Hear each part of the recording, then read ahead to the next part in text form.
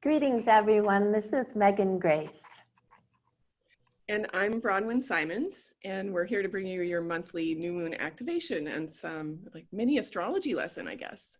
Yes, I love it. I look forward to this every month, and I know that we have more and more perennials and people in this part of the country tuning in for this. So I hear lots of feedback from our students about how they are integrating this wisdom into their yoga practice. So always so grateful for that.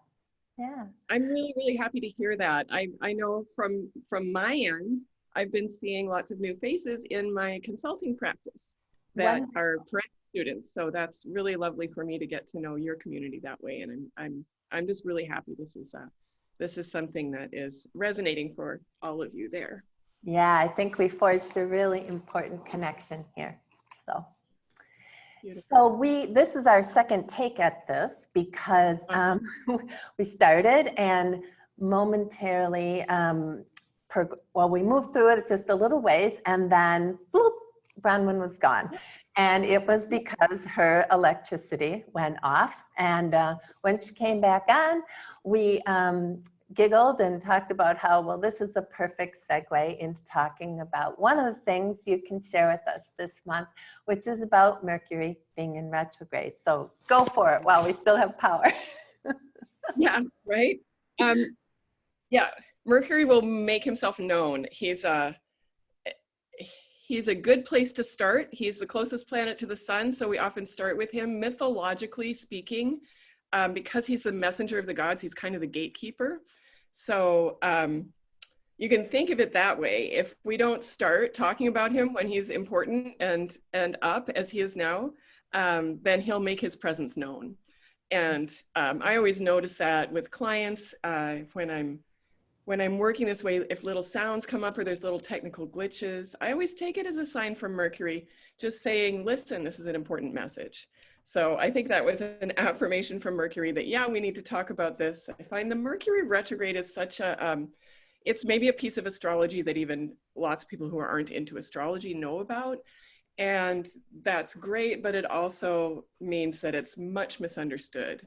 Mm-hmm. So we do know that I think the common conception is somewhat true that when we have a Mercury retrograde, we are going to run into technical glitches. So there's a lot more to it though. It isn't just that. It's not a bad thing when Mercury goes retrograde. So Mercury is the swiftest moving planet, if we don't count the moon, right, who is our own satellite. Mercury goes around the sun about 3 times in one Earth year. So he's just there spinning around the sun. The retrograde time is actually the time when he makes the closest contact with the sun. So that happens 3 times in one of our years. The backwards motion idea comes from the optical illusion that happens. It's like when you're sitting on a train and you're next to another train and you're going at different speeds. We do actually, if we're observing Mercury from Earth, he does appear to move backwards in the sky when he's retrograde, but of course we know he's not moving backwards in his orbit. This is our perception analogy from Earth. That's helpful. Yeah. But it does mark an important point in his cycle when he's about to conjunct the sun, to be in the same zodiacal degree as the sun. So that happens 3 times a year. And the weeks around that conjunction are the Mercury retrograde, the time when he appears to move backwards. So Mercury, remembering that each of the planets is an inner archetype and an outer energy. So as above, so below. If we're thinking psychologically, we can see each of the planets as a voice within ourselves, a different aspect of the self. If we're thinking spiritually, we can think of deities or the spiritual energies that speak through us. Either way, however you like to think of it, both are true. Mercury rules our communication. So that sounds pretty simple, but it actually goes really deep. Mercury rules all of the ways that we connect. He is about the connection of one mind to another, one place to another. And of course, that rules many of our mundane experiences. The ability for us to hop on Zoom together, that's ruled by Mercury. So he has his say about that. The synapses in our own mind that allow us to leap from one thought to another. That's Mercury with the wings on his heels, right? Mythologically, there's this idea that he was the only one of the gods who could move between the worlds. He could be up in heaven, he could visit the depths of the underworld, and he could appear in human form here among us. And he was the only one who could do all of that and remain the same, to be unscathed. Many of our archetypes make those underworld journeys, but they're changed by them, right? Mercury's all over the place, and he's always himself. He correlates with all our trickster gods, the crossroads gods. So there's a lot going on there. It's a really important archetype. But if we're just thinking about our own lives, where Mercury falls in our chart, it's how we communicate, how we think, how we learn. And it's also all of the communication and travel devices around us, our cars, our electronics, our neighborhood and the way that we move around our neighborhood. So just think about that, making connections, whether it's a train or a car, whether it's your computer or your phone, whether it's the magic of you and I sitting together and being able to exchange ideas. I think of something, and through the beauty of language, which Mercury also rules, I can speak and you understand. So it's that magic of connection. Mercury does all of that. So again, remembering that the planets don't actually do things to us, although it's convenient to talk about them that way. They mirror the energy within us. So if we think about this symbolically, Mercury is going about his business in forward motion. He's allowing us to think. He's encouraging us to communicate. He's helping us to travel. And then he stops and moves backwards. So there come all of the difficulties that we associate with a Mercury retrograde. Travel may be delayed. The common wisdom is not to sign a contract under Mercury retrograde unless you want it to be revised, because he's going to ask for repetition. So that moving backwards is, yes, there's glitchy things. Yes, we want to back up our computers before the Mercury retrograde. Yes, we're going to expect delays if we're going to travel during that time. But none of that is anything to be scared of. It helps to be able to expect it. And here comes the wind here, so we might lose power again. Okay. It helps to expect it, right? Be prepared. But nothing to fear. The deeper thing that's going on here is that thing that I'm always talking about, which is the Yin function, that there's two sides of life. There's the active, outer, bright, moving forward, linear side of life. Then there's the deep, dark, cyclical, wordless aspect of life. There's day, there's night, there's sleep, there's wakefulness. We need both. We need these times of rest and drawing within. This is the Mercury cycle throughout the year. 3 times a year, he's going to ask us to rest our minds, to move backwards and inwards. And how long does the cycle last? It's about 3 weeks. Okay. But we also, so he's retrograde for 2.5, 3 weeks, 3 times a year. We also consider this time that's called the shadow period, which is from when he enters the degree of his retrograde until he exits the degree of his retrograde. So you can think of 3 weeks of his actual retrograde, and then about 10 days on either side of that, maybe less, maybe a week on either side of that, where we're anticipating and recovering from the Mercury retrograde.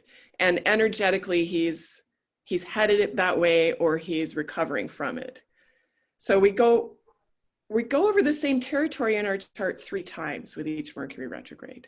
So if you're just feeling the frustration of the delays and glitches that he brings, you're missing the gift of the Mercury retrograde. The gift is a time to go within, to reassess our thinking. We talk about all the re-words during retrograde, right? Revise, revisit, remember. And think about that word remember, because it actually means to bring back together, right? Dismember, to pull apart, remember, to put back together. So these are really important functions of the mind. Not just moving forward, not just making stuff happen, not just connecting, but taking the time to revise, to review, to renew, to remember. And that is what the Mercury retrograde times are for. So there's a kind of acceptance that can come when we know this, where you drop your phone in the toilet. That sucks. And Mercury's been in water retrogrades for the last year. So there has been stuff like that.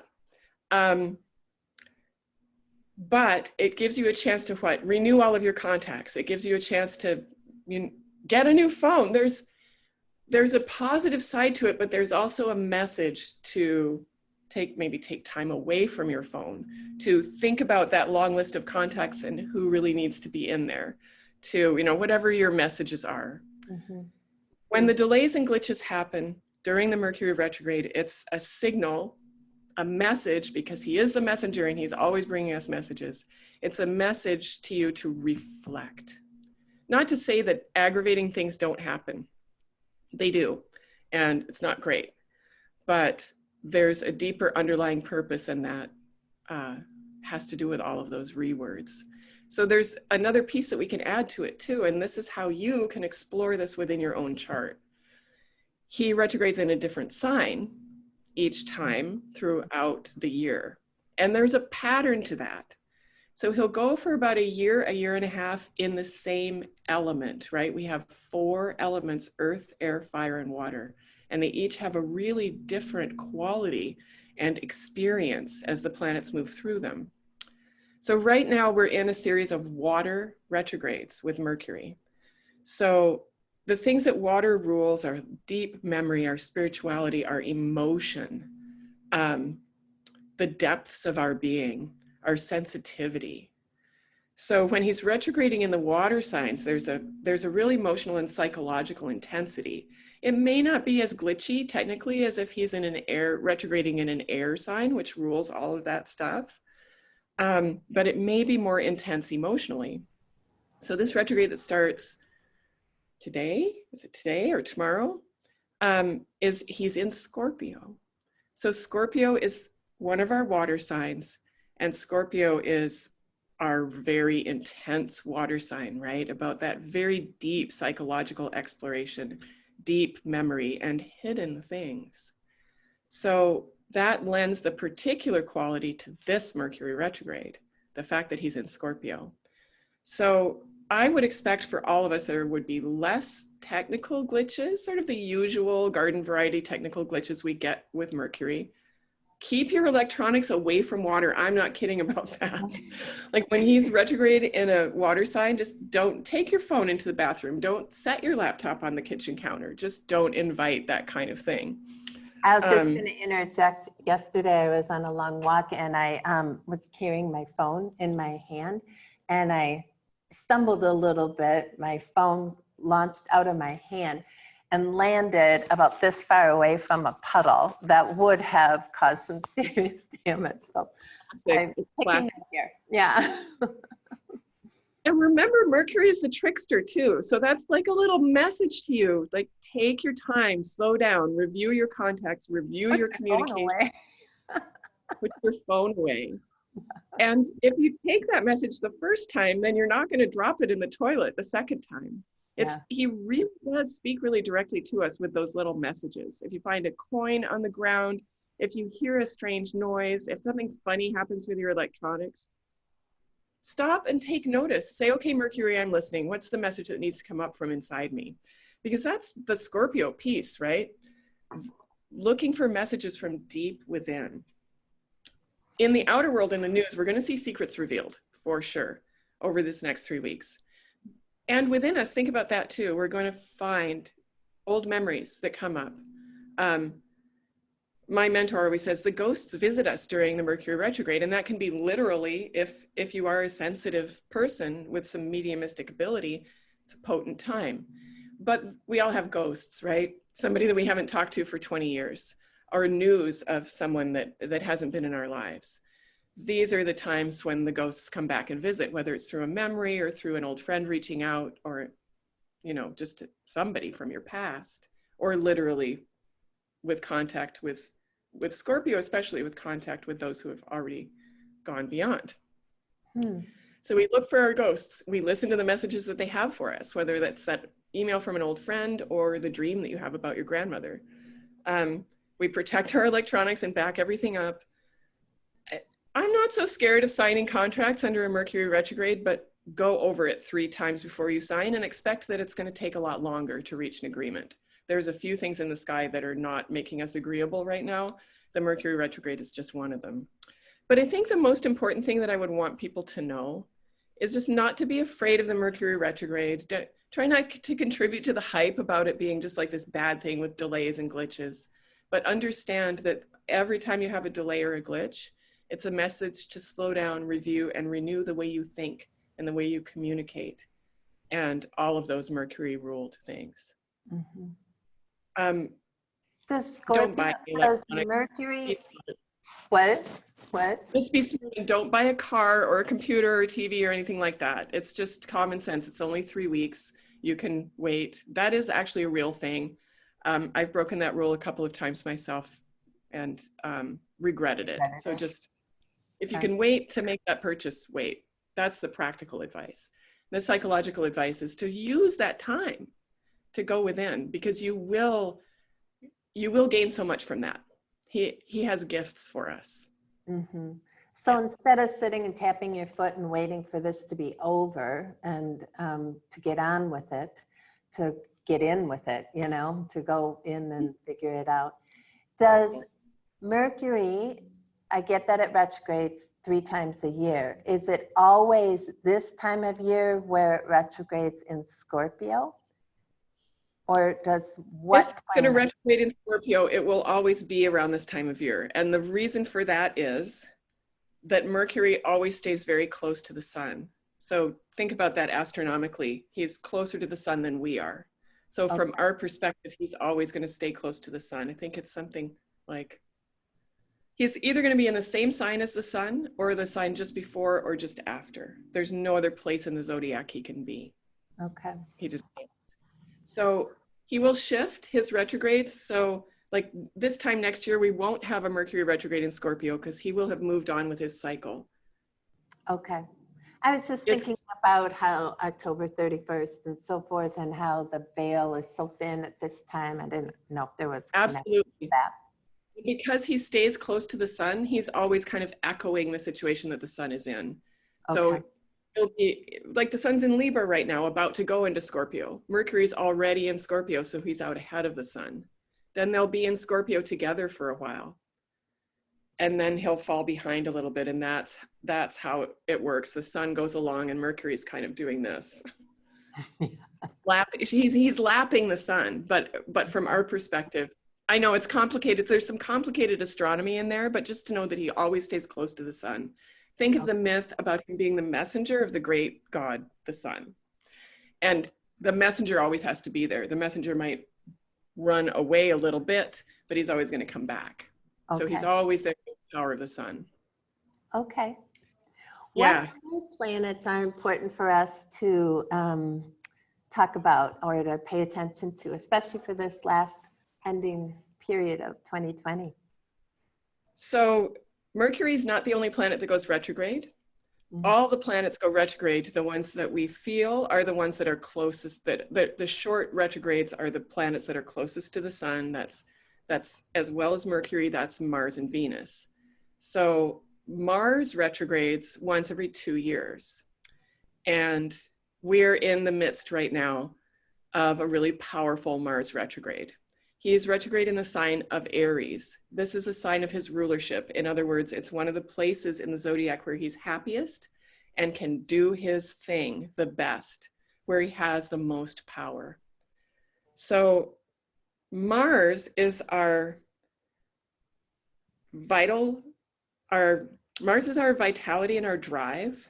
Mars is our assertion and aggression. Mars is the warrior god, the god of war. That little Mars symbol, which we think of as the male symbol, that's a sword and a shield. So that, or it's a spear and a shield. So we can think of those 2 qualities of Mars, the spear and the shield. The spear being aggression, the shield being protection. So Mars is our aggressive impulse, but he's also the ways that we protect ourselves. So when Mars is heated up in the fire signs, when Mars is heated up in his place of rulership, Aries, he's quite aggressive. So there's a lot of aggression out there. We're seeing it. We might be feeling it in our own lives, that there's just more contentious conversations that we've been having and they don't really go anywhere, because the energy is, he's in Aries, his happy place, and he wants to do his Mars thing, which is move forward really fast and conquer things. But he's retrograde and he can't. He has to move backward and consider his actions. So this is the irritation and pausing to think and things not moving forward that we're all experiencing this autumn. And it's compounded now by Mercury retrograde. So think about this. The planet's moving backwards, the energy, life force, drive, aggression, hitting obstacles and moving backwards. The way we think, the way we communicate, becoming watery and more difficult, and us being drawn inwards. So that's a lot of energy that's kind of folding back on itself. As always, we can use this in a positive way within ourselves to think about how we use anger. And is there a positive and righteous way we can use anger? And taking this Mars retrograde as a pause to observe anger in the world and its results, to think about how we want to contribute to that or not. And with the Mercury going deep within and reassessing the self so they can complement each other. So that's the positive side. The more difficult side is it's hard to think clearly and people are frustrated. It's really simple keywords, and we see it in the news, we see it in our personal lives. It's hard. And all of this is happening in a bigger context. So we're looking at where Scorpio is in our chart. That's where we need to go within and consider and reframe and rethink. We've got Mars retrograde in Aries. That's from late August until early December. So that's a big chunk of our year. That's including his shadow periods.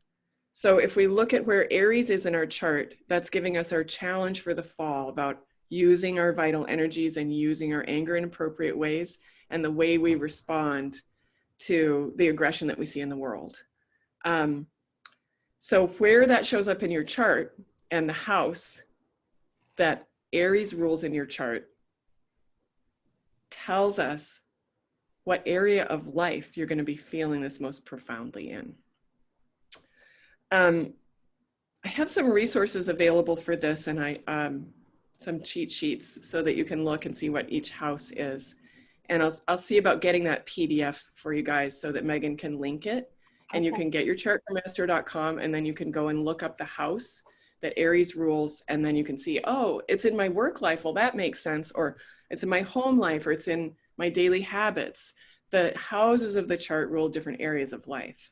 So this is really helpful, and you don't need to do a lot of complicated astrology to do it. So looking at the house that Aries rules, and then that tells you about the Mars stuff. Then we look to the house that Scorpio rules. He's at the entryway to we should do a little tutorial. We really should do a class. Okay. But find your Scorpio house, find your Aries house, find your Capricorn house. These are the three big ones right now. The Capricorn house is your whole lesson for 2020, where you're growing yourself up and where you're experiencing both the greatest gifts and the greatest difficulties this whole year. Mm-hmm. That's where Saturn, Pluto, Jupiter are all hanging out. It's big, and those slow moving planets. So that's the whole year. So that's kind of the background notes. Then the next layer of harmony, or in this case, it's kind of dissonance, is Mars. So we look to that house to see how to manage our life energy, what changes we need to make around feeling more vital, and all of those learnings around protecting ourselves and around the right use of anger. And then just for this little 3-week, 4-week period right now that we're embarking on with the Mercury retrograde, which I think is key to the whole thing. This is such a moment of revelation in this whole year. When you stack these different energies, we go into this retrograde with all of its gifts of introspection. We can really learn so much about what this whole year has been for us. This is the beautiful elegance of astrology, that we've been learning this big lesson all year, then it really heated up this fall, and it really, if you haven't been feeling frustrated all year, you really have been this fall. I don't care who you are, you've been feeling this Mars retrograde. And now we have this other little window of time within that where we just have to go within. Like, if you haven't really confronted the lessons of this year yet, you will now. And you will do the deep psychological work that's necessary to come out of this year better, stronger, more aligned. Can you say I'm hoping that for all. Yeah, when you say you'll do the psychological work now, if you haven't been doing it already, can you say a little bit more about how, well, my understanding is that either you'll go willingly or it'll happen to you. What do you think about that? Is that the kind of the way the universe shapes this out, or? I think there's some truth to that. And I think that all of our lived experience, I think we've all lived that experience in learning our psychological lessons. And no matter what perspective you come at this from, we see this at work. I want to be very clear that I'm not saying that we create our own negative experiences, because we're just not that powerful as individuals. Mm-hmm. We're part of a community, and we're part of a larger human family. And we go through experiences as a society. We go through experiences as a human family. Mm-hmm. And we, as individuals within that, we cannot be responsible for some of the terrible things that happen to us on a larger level. I just don't buy into that. I really see that as spiritual bypassing. If you get COVID and you have a terrible time with it and it's a bad experience for you and you eventually recover, you didn't create that experience by not doing something right. That's just not how the world works. It's way more complicated than that. And it's also not as simple as saying, oh, you can always find the good in things. Although I actually kind of am a Pollyanna that way. And I think that if we try hard enough, we can find a reward or a silver lining somewhere. But it's not either of those things. But the way I see it is that karma, the universe, offer us infinite chances to be joyful and to be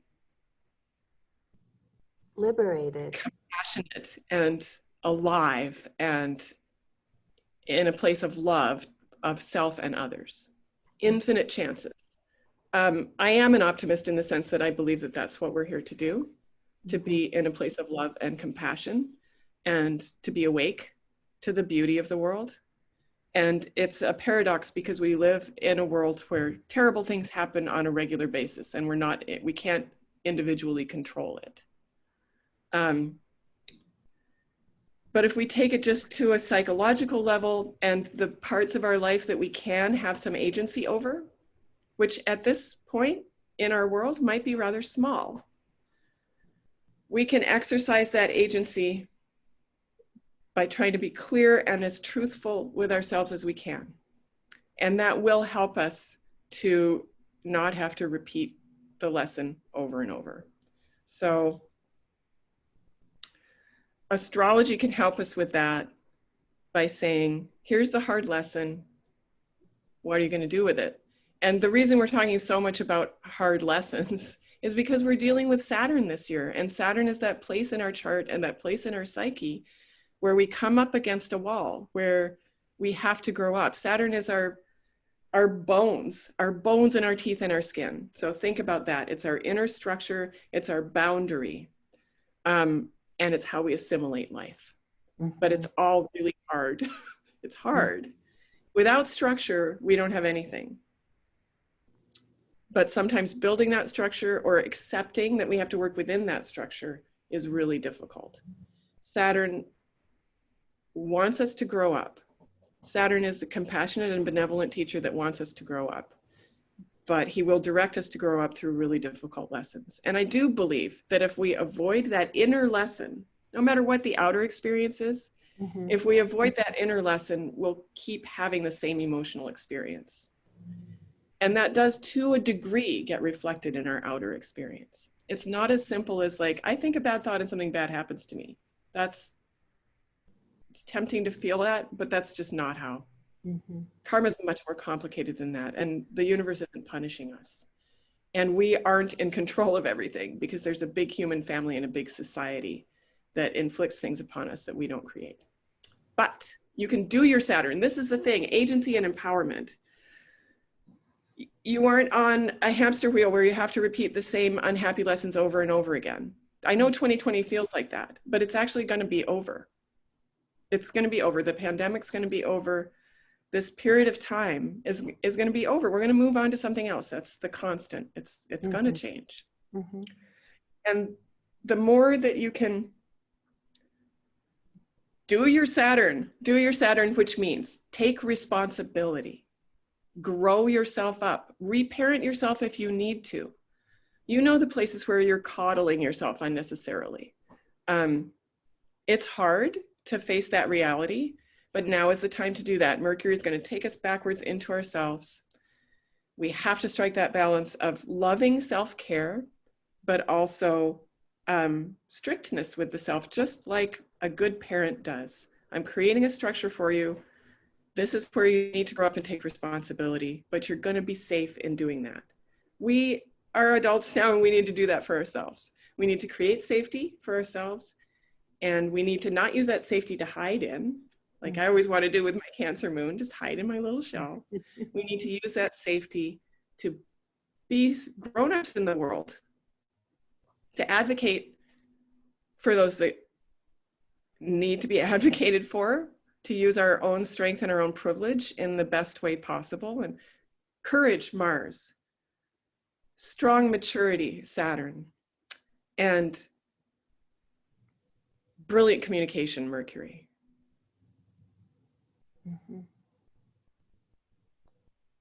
I don't know if that answers your question, because it's actually really a complicated question. But I do, on some level, believe that we have to keep repeating lessons until we get it right.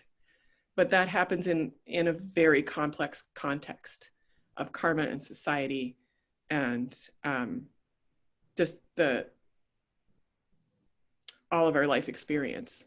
Absolutely. That and there's both liberates and limits us.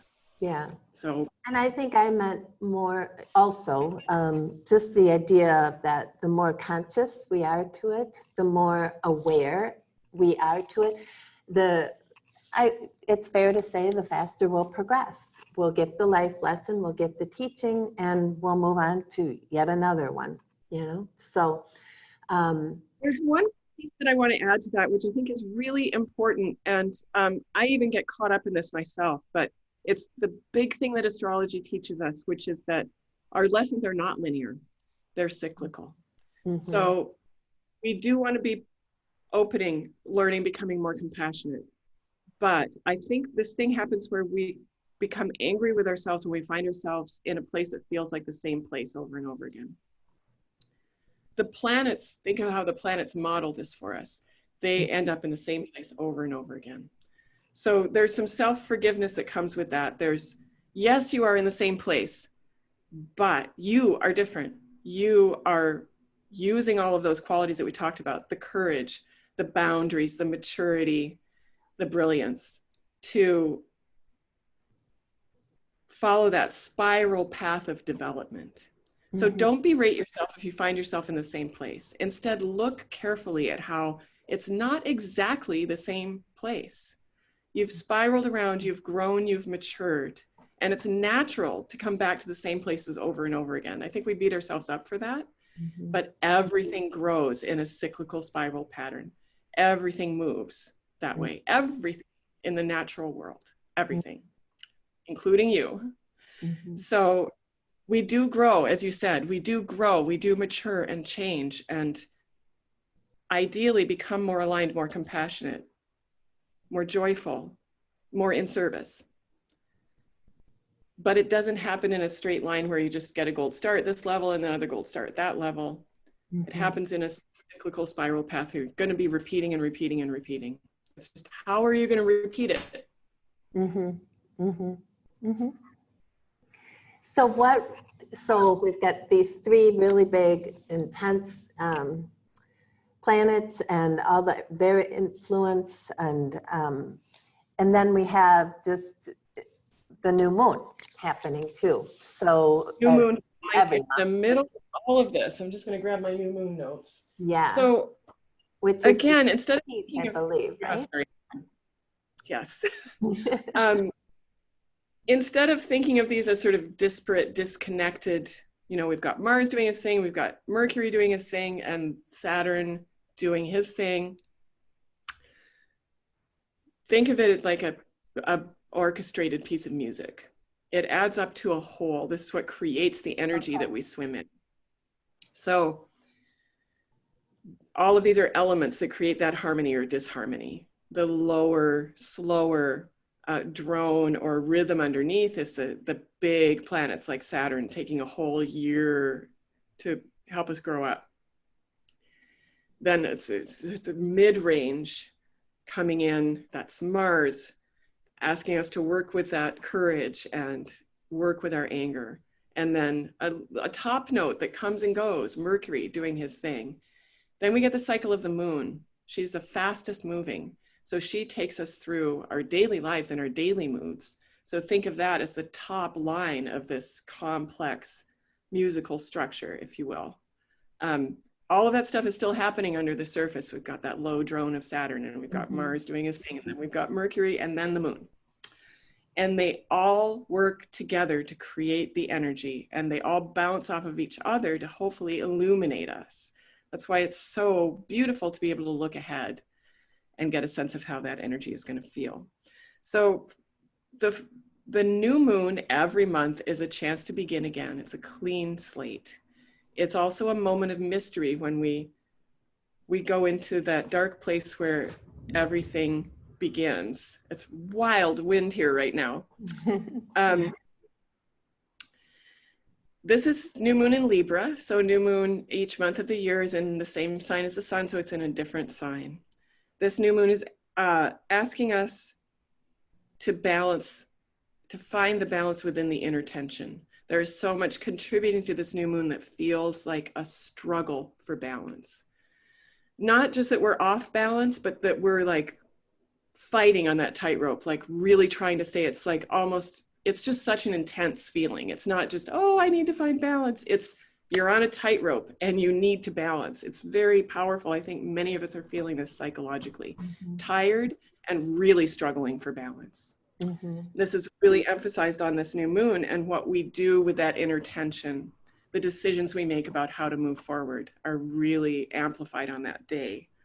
I see this as a sort of concentrated turning point of this whole year where we can start to begin to face into what's coming in 2021, which is going to be challenging, but not in the same way as 2020 was. Different challenges and a more open spaciousness for managing those challenges. So with this new moon, we get to turn towards that, but it's also a reminder that we want to complete the lessons of 2020 before we move forward. That is, deal with your life structures. Don't put it off. Do your Saturn, take responsibility. You know that thing that you're putting off taking responsibility for? You know what it is. You don't need an astrologer to tell you which house of your chart. You know. Do that thing. Use this new moon energy to say, okay, I'm afraid of it, but I know it needs to change, and I'm committed to that change. I'm committed to going deep within, Scorpio. I'm committed to finding balance, Libra. I have a lot of courage, Mars in Aries, so I can face this in myself, and I know it's all going to turn out okay, Aquarius. It's all there. It's all there. It's going to be okay, but it's a strong new moon. So I think there could be sudden illuminations for you. You could, during those few days around the new moon, you could find that you're really using that Mercury and Scorpio to see things about yourself in a new and different way that's really going to help you to grow and move forward. So be open to that. Be open to the psychological awareness, the dreams, the realizations. Do some journaling. Do some really fearless self-reflection, and there's something that it's called in the program when you do that, a fearless inventory. A moral and moral inventory. Yeah. Yeah. And the fearlessness and just being really straight with yourself. Okay, you guys, there's a rainbow. I'm just looked Oh up my out my goodness. windows. I'm saying these words, and it's stormy and it's gray, and there's this beautiful rainbow. Oh, love So it.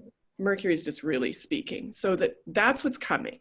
It's hard to look deep and unflinchingly at the work that we have to do. We all have inner work to do. The beautiful thing about this year is we got to do it. And it's going to open up so much space in us when we do it. Mm-hmm.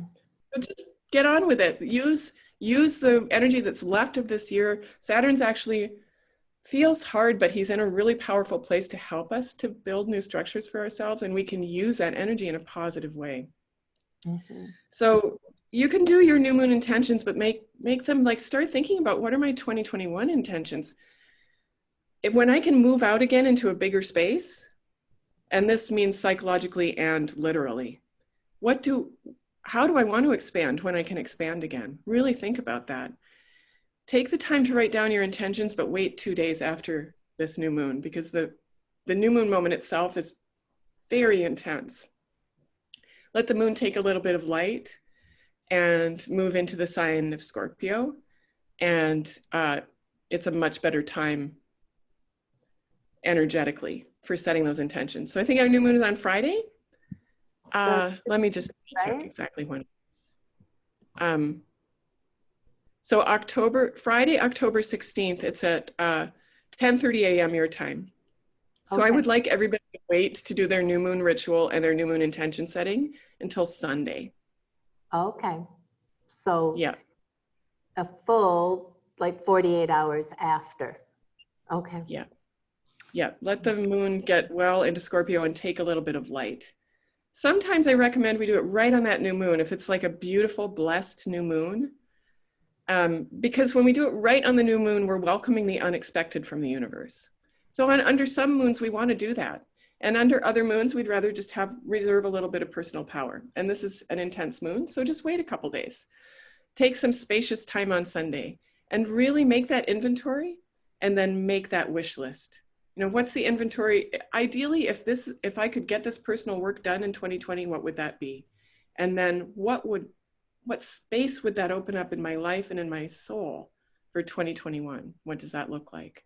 Mm-hmm. And be gentle with yourself, but be strong. You can handle a lot. You can do this. Look what we've all lived through this year. Mm-hmm. I think that's one of the big takeaways from today's conversation is like just this idea of don't waste all of this. I mean, you can figure out a way, I suppose, just to endure it, but why waste a crisis or intense period of time that you're going to move through regardless? So why not, emerge from it with something, some new fortitude, some new perspective, some new approach to life. There's been a lot of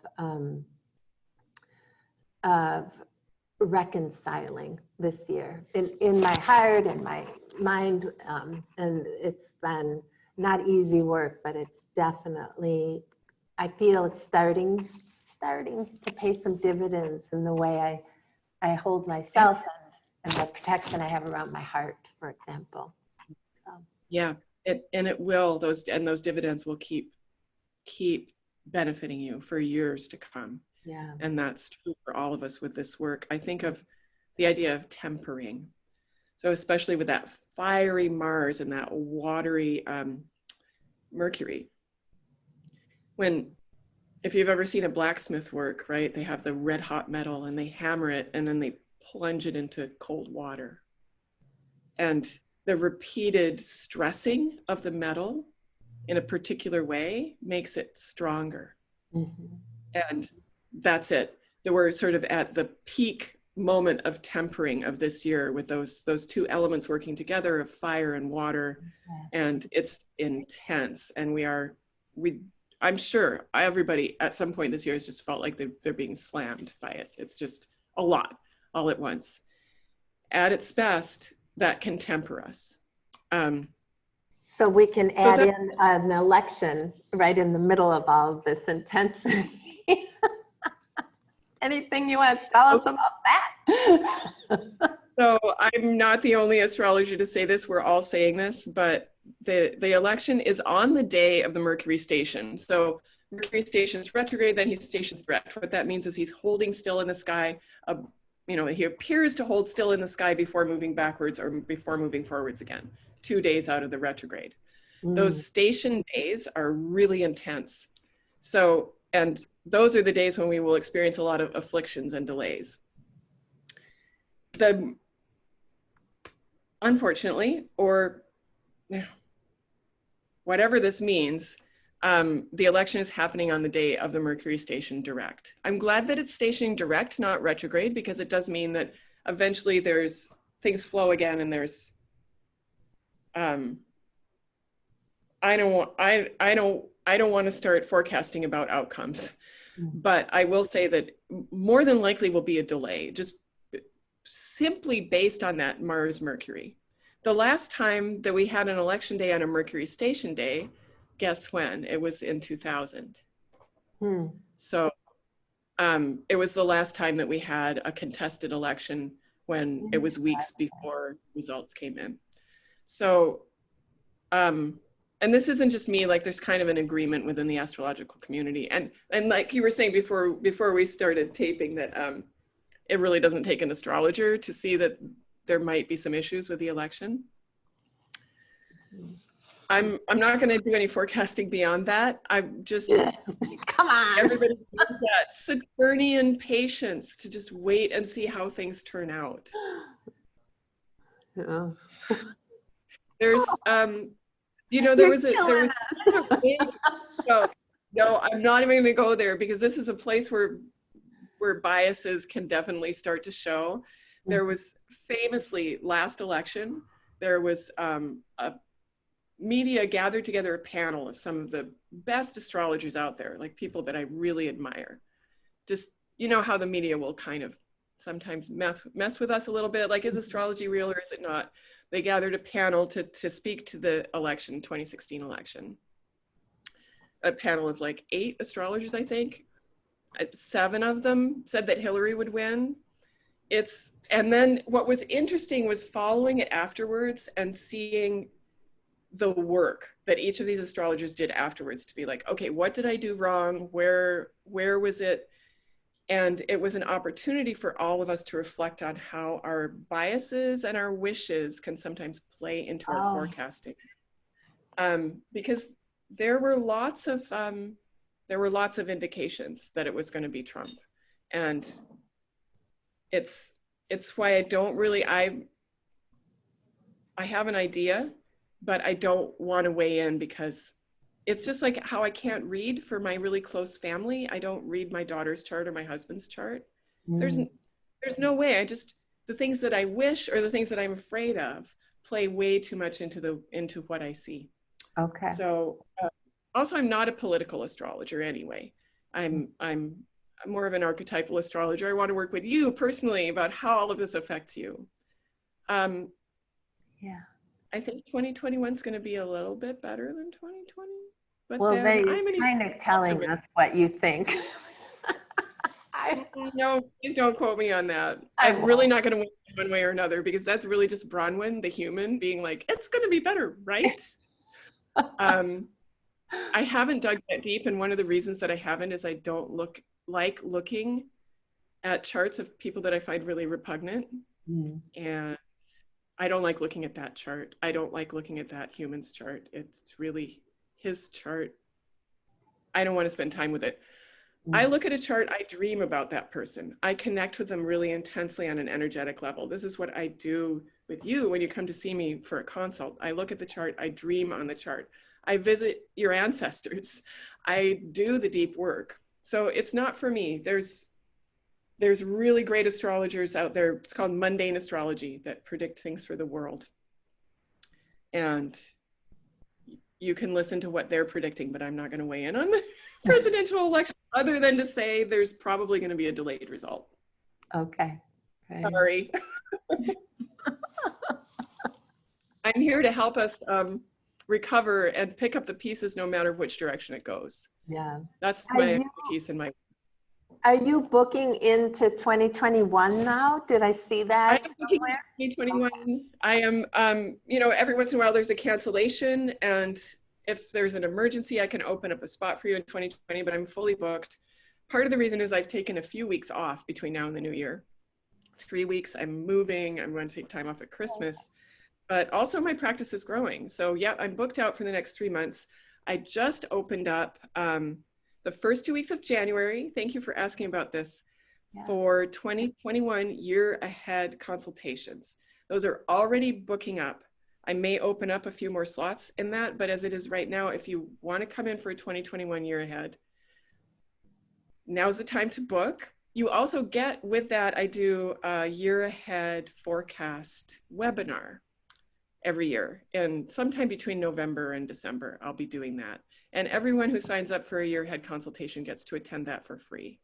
And it's going to be a fun one this year because we're going to do I'll present the webinar, then we'll have a nice long Q&A, and then there's an optional hour at the end for sort of co-working on planning our whole year. So you can bring your planner, bring your calendar, and hearing about the year and then getting to ask questions. And with your chart and your calendar, we can all work together to plan our years, and I'll be there to answer personal questions for you as you go through that planning process. So I'm excited about that format, which is new this year. And you get that for free with your year ahead consult. So really, my Virgo perked up when I heard that planning and it's such a great way to plan your year. And I think we all learned the lesson from 2020 that if we have an energetic perspective on what's ahead, and there are 2 really major planetary configurations coming up in 2021 that are the ending of there's an ending of a 200-year cycle. There's an ending of a 20-year cycle and the ending of a 40-year cycle. So just like 2020, not just like 2020, because it's really different energies, but it's the same magnitude. These are huge years. These are years, both of these years, that we will never forget. The work of rebuilding begins in 2021, but it has a unique, and brilliantly creative, disruptive energy to it. And knowing the moments of those big configurations and how they fit into your chart in life is going to be really essential to help you to rebuild. So, well, maybe in November and December, we can talk just a little bit about those 2021 big energies, just enough for us to understand it a little more. A new year activation. Yeah, okay. I can talk about that. So I'd love to do that. And maybe you can, for the people, pop the link in for the 2021 consults. And if you've been thinking about, if you've been watching us for a while and thinking, I'd like to get a reading with Bronwyn, I don't know, this is a really good one to get because we tap into those beginning energies of the year. You have your whole year laid out for you. It's a really good place to start if you're new to astrology, and it's a good investment in yourself for the coming year. What if people have not done like their birth chart yet at all? Like if they haven't done their initial natal chart or whatever, do you still feel like they could start with that new year? Oh, for sure. It's such a beautiful way to get to know. I'm very pragmatic in the way that I work. So the best way to get to know your birth chart is to see it working on the ground. Like, how is it working this year? So, and it's an extra long reading, right? We get 75 minutes together, just like we would for our initial consultation. There's plenty of time to look at who you are and then who you are becoming in 2021. So we can look at both of those things. Yeah, it's actually a really good place to start. Good. Yeah. Well, we'll make sure I put the link to the New Year readings in the description part of this, and look forward to November. Okay. I don't know what day the new moon is. It must be somewhere around the middle of the month again. So we will be post-election. I don't know if we'll be post-decision yet, but yeah, we'll be out of the Mercury retrograde. Things will be looking really different. This is a big month. Lots going on. The world is going to look really different the next time we meet up. Yay. Okay, good. Thank you, Bronwyn, as always. It's a beautiful time together. All right. Thank you so much. Bye. Bye.